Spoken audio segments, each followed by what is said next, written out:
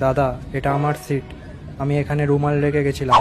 ও দাদা, একটু চেপে দাঁড়ান না, গা থেকে কেমন ভ্যাটকা গন্ধ বেরোচ্ছে। এ জল আছে, জল। এ জল আছে, জল। দাদা, নিজের পায়ে দাঁড়ান না।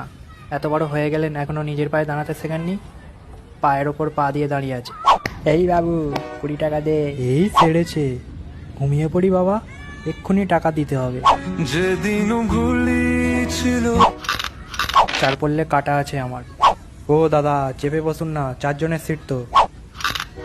6:30, 6:30, 6:30, 6:30। এ সুযোগ আর পাবে না।